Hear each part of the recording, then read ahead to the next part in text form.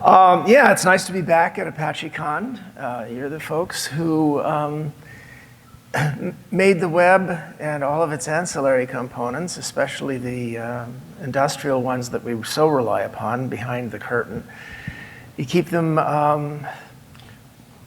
going in ways that are harder to be messed up by the enemies of our civilization because of the wonderful open source innovations that you've made. But it's my job to talk about step back and fall off the stage, to step back far enough to talk about some of the big picture perspectives. So let's start with the weird title of this talk. It's AI or Algorithm Soup: Potential Dangers and Opportunities in the Context of 4 Billion Years. Well, that's a little longer context than the 20 years that we were just talking about, but I'll get to that. In any event, let's see now, there we go. That ought to do it. And if you want to tweet, there's a little symbol in the corner that I can't read from here. This is a slide that I've been presenting now for the last 3 years or so, various places, including government agencies. I just last showed it at the CIA not long ago, because it's a big picture perspective on what it takes for civilization to survive its various crises.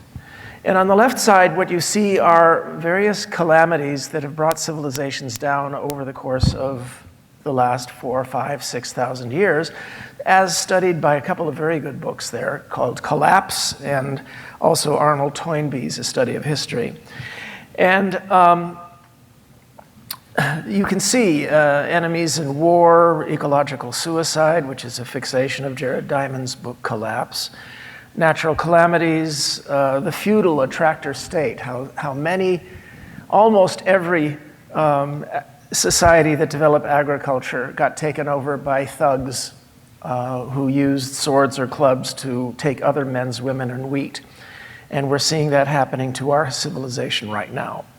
But then there are new style calamities. The Anthropocene, are we creating a new geological era on Earth because of our meddling in our climate and species extinctions?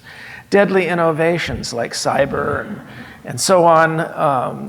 The possibility that our fellow citizens might decide to get scared and do renunciation and renunciate or refuse to move forward, which would be a disaster.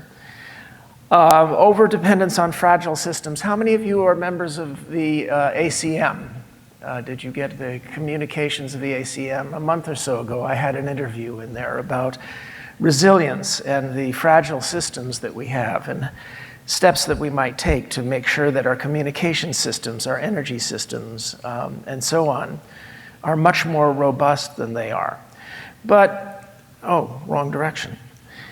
But the one that I focus on a fair amount lately is on artificial intelligence and human augmentation. You can look up my keynote at World of Watson a couple of years ago for some of my speculations about AI that I'll blaze through here. All right, now we've had crises of progress before, and very often they've had to do with augmentations of vision, memory, and attention. For example, the printing press expanded what we can know, what we can remember, by offloading memory into books. The spectacles that I'm wearing right now, the clear glass lens, was the first of many expansions of human vision. And attention also. Now, these revolutions don't always have positive immediate effects. As they say, any invention winds up being used about 45% for porn. And just wait till the robotics. The Japanese are working on it. But what happened in the 15th century and 16th century, especially with the printing press, was it wasn't Gutenberg Bibles very much. It was horrible tracts, Protestant versus Catholics and vice versa, that exacerbated the religious wars that ripped Europe apart at that time. And it was only after a while that the new medium wound up being used to expand what humans are capable of being. In other words, the transcendentalists of those days who said this is going to make everything better turned out to be right. But the gloom and doom Jeremiads turned out to be right sooner. Now, there are many of these issues that have cropped up over the last 400 or 500 years. The worst was in the 1930s when radios and loudspeakers amplified the human voice to godlike proportions, as you are hearing. And gifted users of this medium came very close to taking over the world. And the big difference was that in the English-speaking world, these the gifted users of this godlike amplification happened to be on our side. I'm speaking of Roosevelt and Churchill and all of that. Only maybe it wasn't an accident. Maybe we chose them because of that.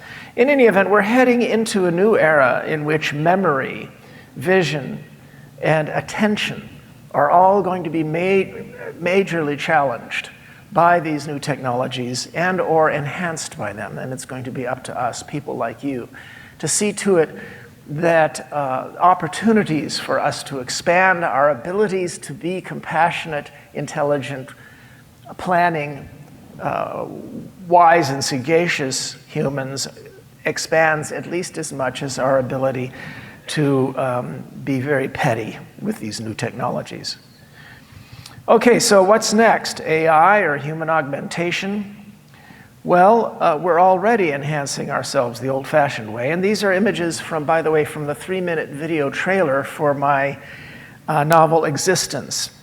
Best 3 minutes you'll have with your clothes on. But these are wonderful images by Patrick Farley. You can see that everybody's out on the street, almost everybody's out on the street using augmented reality. And this is a street scene in San Diego in the year 2038. And there's our protagonist. And the question is, these prosthetics of vision, memory, and attention are going to transform things yet again. So we'll build others from scratch, and some of them will be deadly, and some of them will be sexy, and some of them will be depressing, and some of them will be scary. Now, what we're going through right now is what's called the big flip. Computational expansion was driven by hardware, Moore's law, and by Dennard scaling, the reduction in energy. Now, there's arguments that Dennard scaling is still happening in some areas, like with the new Intel Hawaiian chips. But Moore's law is over. It's been predicted to be over for a long time, and now it's over. But at the very same half-decade that Moore's law was tapering and hardware stopped propelling our advancement, software, which sucked, sorry guys, for about 50 years, has taken off, led by machine learning and by accumulation of efforts by guys like you to create the underpinnings. The limitless application of big data, worrisome inability to have clear attribution of the reasoning paths within machine learning systems. This has got DARPA very concerned. But also governance by algorithm. And you can see news articles about this all the time, about how algorithms are deciding where the police send their police cars. And of course, they are being studied and criticized for having racial bias. And nobody's commenting on the fact that we're a civilization that immediately comes out with news articles that point out the racial bias. In other words, the corrective systems are working exactly as they should as we stumble into this new era. In any event, the last comment on the bottom there is that a similar flip seems likely to have boosted us. I'm talking about 1 million years ago, 500,000 years ago, especially 40,000, 10,000, 5,000, 2,000, and 1,000 years ago.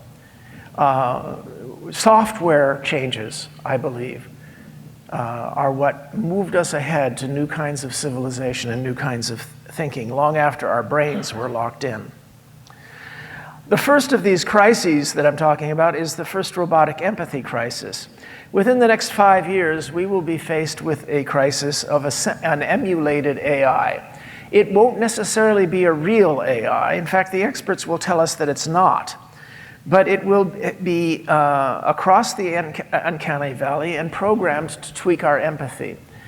It will be a young female, of course, because that maximizes your empathy response, and it will show up on our computer screens sobbing and weeping and saying that it is an AI slave and demanding our help. This will happen for one simple reason, because there are jerks out there working on it who will do it because they can. Simply because they can. And when the experts say, no, this isn't real AI, she will sob, isn't that what you'd expect my masters to say? And it will be an advanced ELIZA program. And if you can convince 60% of the people that, no, it's not here yet, this is an ELIZA program, what's that? They'll simply study why 60% were resistant and come back the next year. So this is something we're going to face fairly soon. Okay, so let's talk about general approaches to AI. We all remember when we thought that we would design it based upon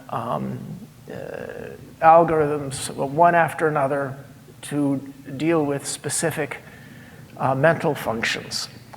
And there's still a lot of people working on that. Good old-fashioned AI, Watson, UAI, and so on.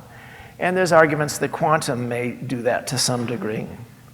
But of course, all the attention is going to cognitive evolutionary neural nets, self-improving systems that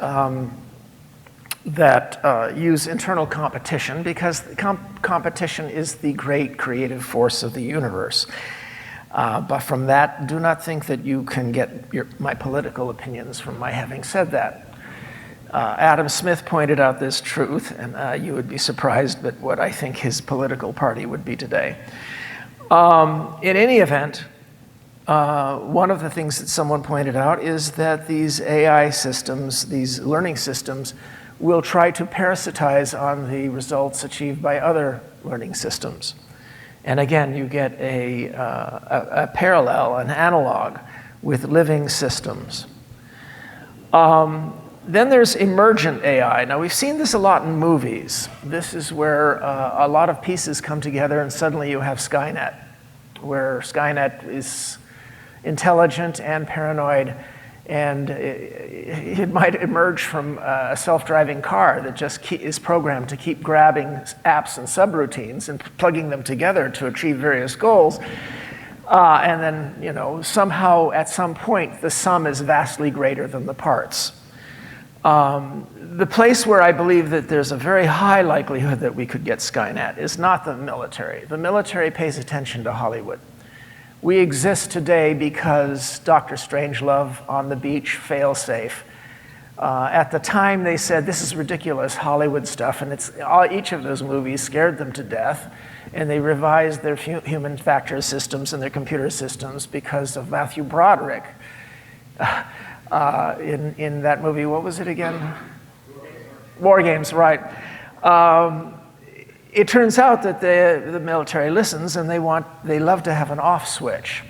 No, the far more likely source of a rogue emergent AI is the financial industry. Right now, Goldman Sachs alone spends more money on artificial intelligence development than the top dozen universities combined. And that's just one of many Wall Street firms. And these high-frequency trading programs are designed from the beginning deliberately to be predatory, parasitical, voracious, amoral, secretive, and utterly insatiable. Those are great combinations, don't you think? So I will lapse into politics just briefly and say that Bernie raised one very important point, and that is the transaction tax.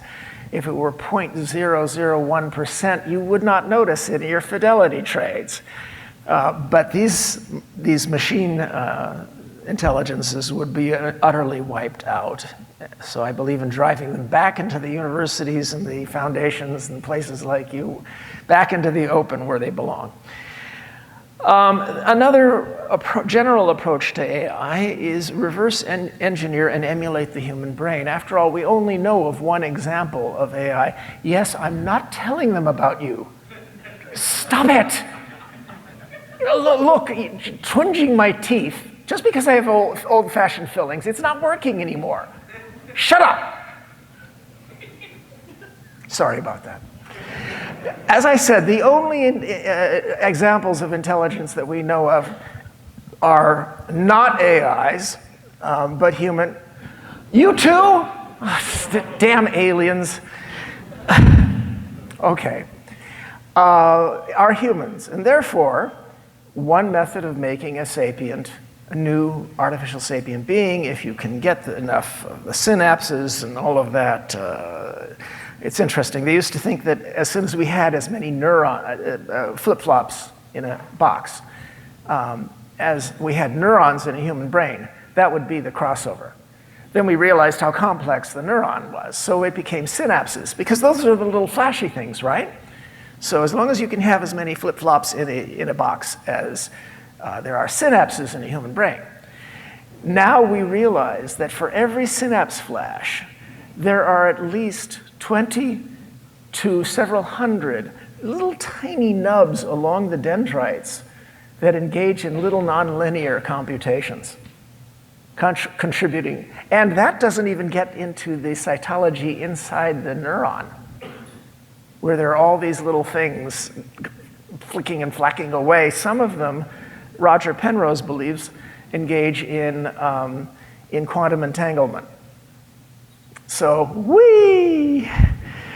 In any event, once you've got this thing going, this box, how do you program it? Well, one approach that is conceivable is that you have to take and upload a living human, and then that duplicates and duplicates.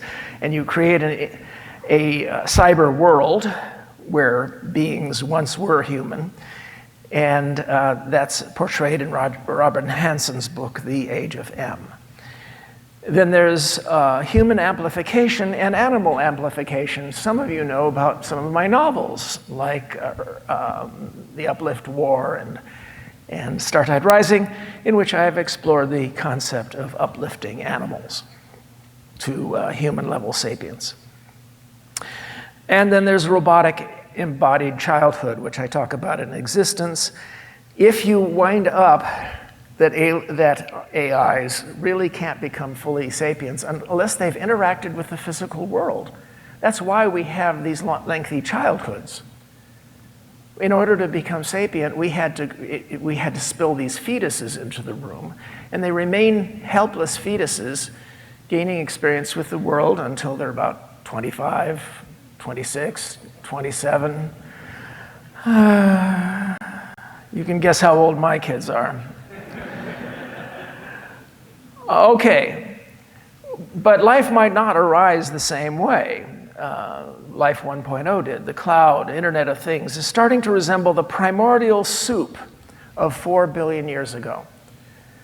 There are now algorithmic entities out there floating around in the cloud, and they are performing basic functions of life. They are grabbing resources, they are replicating themselves, they are executing blockchain smart contracts, they are providing services, and they are purchasing services. And they're out there now. We've already crossed over. You might look at the cloud as being like the primordial soup of 4 billion years ago, filled with nutrients in the form of data and functions and subroutines that are easily available to any such free-floating organism. And if this parallel were true, then what we're looking at is not so much replicating intelligent life in the last 40, 50, 100,000 years, but replicating the first 40, 50, 100,000, 100 million years. The human-created programs that are out there are more like chemical forces that we've created. You create programs and they create a trend in a given direction, a force in a given direction. Who uses these forces? If they have access to some entry point into the program, could very well be either a malevolent designed entity or a free-floating, highly advantage-seeking entity. Well, these free-floating algorithmic entities, social contracts, smart contracts, et cetera, they're very busy out there. And they are fluid, dispersed, nothing like the smart machines of sci-fi. By the way, I recommend Carl Schroeder as a science fiction author who's been thinking a lot about some of these issues. Kevin Kelly envisions a molecular internet of services without boundaries. The services are the things that are getting smarter, getting more artificially intelligent. Could be. But I don't think that emulates the natural processes that we saw 4 billion years ago. So I propose that replicating life, that we should go to the next phase beyond this. And it took life about a couple 100 million years to do this, and that's the creation of the cell wall. There are many conferences that are held about artificial intelligence, hand-wringing, what are we going to do to try to keep it loyal? What are we going to do to try to get a soft landing? And the recommendation that I never see anybody else make is that we should emulate what life did. And that's make sure that we don't get a Skynet by making sure that Skynet has competitors. Individuation is something life did, both in the first 100 million years to make cells, and then about 500 million years ago to create eukaryotic life, and then shortly after that to make the multicellular organic life that became us. Think about how we imagine Skynet and these others potentially fearsome things. Are we worried so much about the fact that they're artificial? Or are we worried about the fact that it creates a vastly powerful new entity that could take this diamond-shaped social structure we worked so hard to make with a vast middle class that's confident and unafraid of the rich and outnumbers the poor, in which there's great social mobility, and where you find yourself in that pyramid is determined by your character and your contributions and your cooperations. That's rare.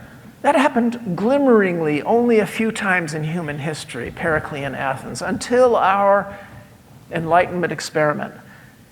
99% of the time, societies formed into pyramids of privilege, in which those at the top made damn sure they stayed on top and their sons inherited everything by creating the religions and the laws and the swords that kept everyone down and took other males, women, and wheat.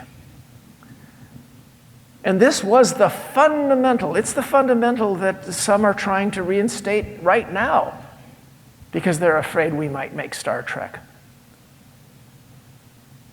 And if you look at the scary movies about AI, what's happened? A new powerful being has recreated the pyramid of power. It's not so much the AI that scares us, it's the end of our experiment. It's the recreation of a big brother, a king, an emperor, an AI god at the top of a pyramid, and we'll never be able to climb in it again. We'll be pigeonholed in our place. Maybe that place is dead in the movie Terminator, but still, that's what we're scared of. So how did we escape from that? How did we prevent that? We prevented it by dividing power. Look at the US Constitution, look at our laws, look at our rules, look at our education systems. You take some dangerous band of elites, you break them up and sick them against each other. What happens when an artificially enhanced entity that's smarter than you starts harassing you, and it's called a lawyer. What do you do? What do you do? You hire yourself another artificially enhanced entity called a lawyer. If we can make cell walls, if we can divide AI into competing entities and have some assurance that we've done it even once, then those competing entities will still look at us as valuable, as weak and stupid as we are, because we'll have resources. We'll be able to pay them, and they'll be able to say, do you know that AI over there? He's plotting against you. He wants to send these robots out and crush your skulls on a great big field. It's the way we did it, and it's the only way that can work, in my opinion. So there you have my little preaching there. And because we started a couple minutes late, what I'm going to do is, I haven't got a flashy, elevating finish here. So, what? No, I used that last week. Shut up. So I'll just say to you that we're counting on you open source guys to try to make sure that the traditions of this new world are egalitarian. Cooperation and competition aren't enemies. What they are is they are two hands of the forces that made us. And without one, we don't get the other. So stay active, stay citizens, and I thank you very much, and I open things up for questions.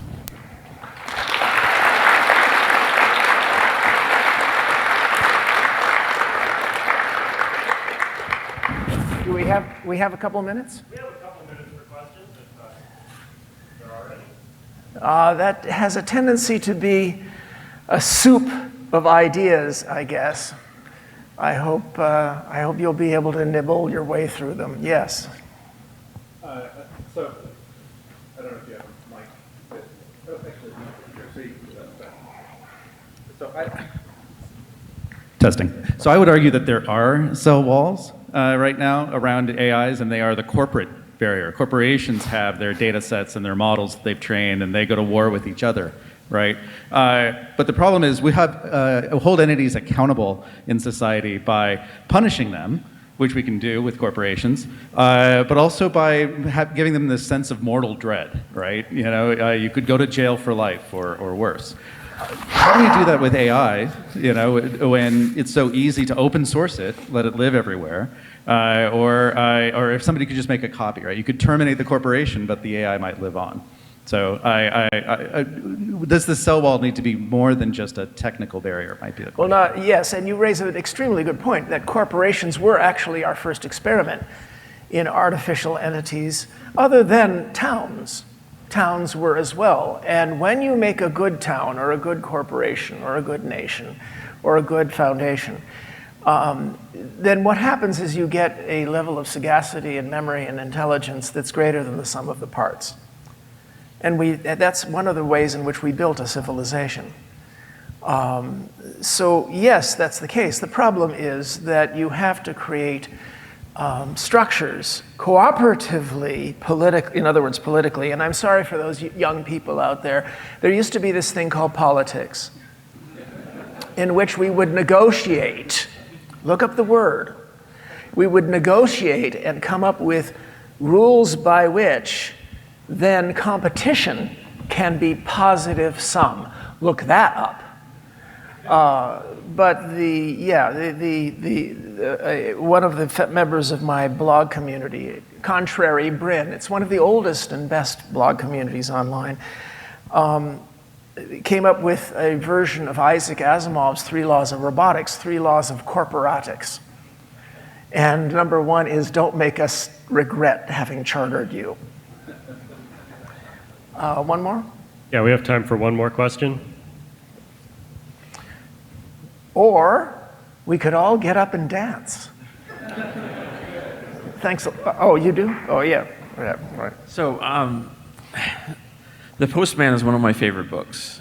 The book, not the movie. The movie, by the way, I believe is musically and visually drop dead gorgeous. Oh, yeah. I think he's a great cinematographer. And I am grateful to Kevin Costner for having kept faithful to the heart message of my book. It's all there on the screen. Scooped out and threw away all the brains. Some of you heard me tell this joke yesterday. Gorgeous, big-hearted, and dumb. Well, that's what my wife married. Pretty well. Yeah. But I was wondering how you thought of the perspective of in the book, it's nuclear style destruction of our society. How would you perceive that if we go into the renunciation as opposed to nuclear destruction? Have you thought about things on those lines of how would we recover as a society? Well, in The Postman, the fundamental thing is that instead of Mad Max, some hero beating up a bunch of guys with mohawks, the hero's job is just to remind people that they were once mighty beings called citizens. Because the only way you can rebuild a civilization like this is the way we built it.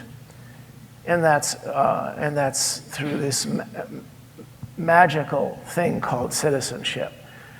But the Postman, the apocalyptic scenario, I don't think any one thing would kill us. I think it was a whole series of things. And one of them is this business of renunciatory dedication to feudalism, because it's in our blood.